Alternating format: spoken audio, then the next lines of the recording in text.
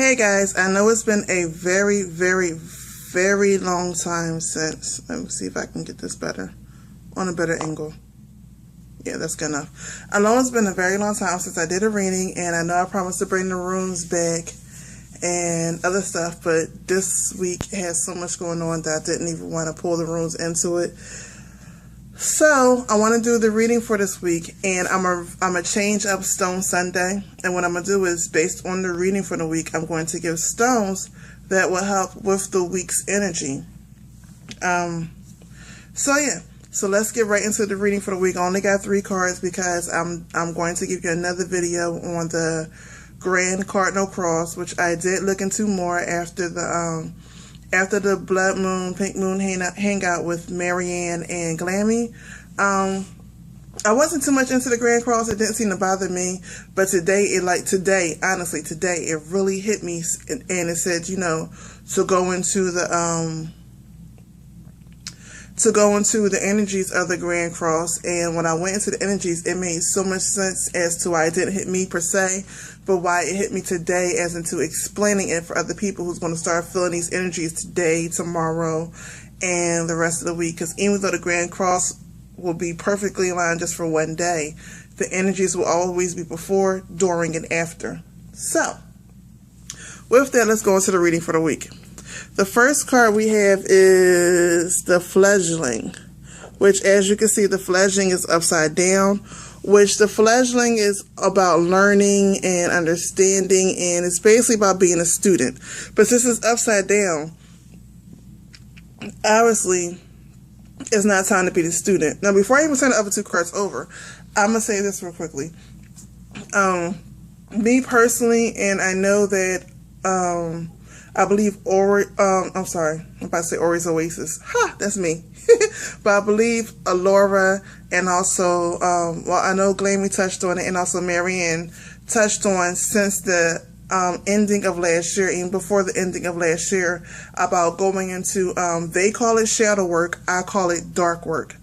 And we all touched on it in our own way, that we need to get this work done on ourselves, accepting who we truly are for what we are, as opposed to what other people say we are, and how that will bring us into these energies. Now, I will say that with the Fledgling card being upside down, it's not about learning. It's about I'm going to automatically say, before I even look at the other cards, it's going to be about applying or accepting. It's either have to be one, so applying or accepting who you truly are, because at this point you're not learning anymore. So it's either you're in denial and you're not accepting, or you're not applying. So let's see what the other card is. Listening.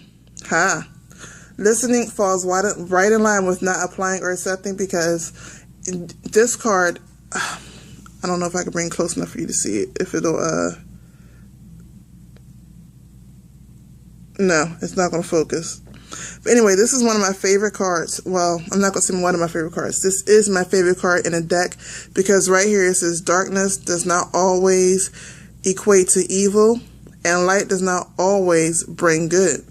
And in order to understand this card, you have to accept who you are as a person. So when someone else sees something that you do as dark, you for a fact know that it's light, and that they do not have the understanding or the knowledge to see it as the same. As well as vice versa. So the last card is Summoning. And this card also also upside down. And summoning normally is summoning energy, summoning courage, but it's upside down. So, and I started doing upside down cards because, like I said, some people would disagree with me on certain cards because they wasn't upside down. So now I let the cards, normally when they're upside down, I turn them right side up. But I'm letting them be upside down now, so people can see what I'm getting from the reading. So basically, just to try to hone down on the emails and stupid stuff that I get. But anyway, this is the Summoning card, and you see it's upside down. So it's not time to summon new energies. It's not time to summon new strength or courage. It's a time to accept responsibility for who you are. It's a time to stop being in denial and take responsibility for who you are. And if no one else accepts you, if you like what you do and what you're doing is not hurting another person or intentionally hurting another person, or if what you do hurts another person in a way where you two have to separate and they don't like the separation, but you do, but it's nothing physically or mentally or spells or nothing towards them, then this summoners card is saying stop playing around, stop trying to summon the energy to do it, stop trying to summon new energies to get away from it or get around it, but just go ahead and get it done. That's what the summoning card is more so about. It's not about trying to, hey, let's summon energies to do this. It's not about trying to make it perfect or make the situation comfortable for everybody. It's about doing what's best for you. And with the summoning card being upside down, that means you already know, which is the reason we got the listening card, because you need to listen to yourself. And no one knows you like you do. No one understands you like you do. And when you're going through changes or when you're in the process of changing and reinventing yourself, no one else is going to understand like you do. And it will cause separation with people. It will cause separation with things. And it will cause people to have a misunderstanding of who you are in that moment because they do not see the progress you're making to change to a new person. And also, when you start to change and other people don't want to change, they can feel that separation. So they will do anything not to feel that separation. And also they will do anything for you not to go through the change phases. Because a lot of times, and I will say majority of times, when you change, it shows people around you that they also can change. And most people really don't want to change. Most people really like to complain about their life, but they really don't want to do something about their life. I don't want to go too deep into that, but that's how most people just naturally are. And I'm not going to say naturally. I'm sorry, not naturally. That's how most people have been taught to be. So even in the pagan community, most people have been taught to, everything's out of my control. I just have to make the best that I can. And when you start taking matters into your own hand and start becoming your own influencer and start becoming the main person in your life and start doing your own conjure, that's the better word, and start speaking life into your life the way you want it and start only accepting things that affirms the life that you want. Other people see that, but they may not have the strength at the time, or they really don't want it at the time. Because you have to be. There's a time when you're sick and tired, but there's also a time when you have to be sick and tired of being sick and tired. And there are a lot of people who are sick and tired, but there are very few who are sick and tired of being sick and tired. And those few are the ones who are working on themselves and getting the job done, while the rest is still just sick and tired and are in complaining stages. And when they see you doing things to get better, it shows them that they can also do better, and they don't like it. They're uncomfortable with it because they're not at a stage where they're ready to do better, or they're not at a stage where they can see how they can do better where it benefit them. And when you start working on a new life, you have to see it in your mind's eye, your third eye, your crown chakra, and start speaking it with your throat chakra, feeling it in your heart chakra, and using the energy of your I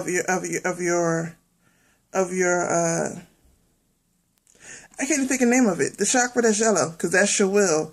That's where your ego and your will is. Using the energy that's there. Why can't I think of the name of that chakra? I'm sorry, I can't think of the name of that chakra for nothing right now. But anyway, you go from your heart chakra where you feel it and you really build that desire after you spoke your truth in your throat chakra. And then it takes the energy from the yellow chakra, solar chakra. Thank you. It builds, I don't even know why I said thank you to my spirit guides. It takes the energy from your solar chakra and uses that energy. Now, the energy from your solar chakra came from your sacral chakra, which is where the energy has been created and has been building and stored up into your solar chakra. And now it can go down into your root chakra and manifest and push out the life the way you want it to be.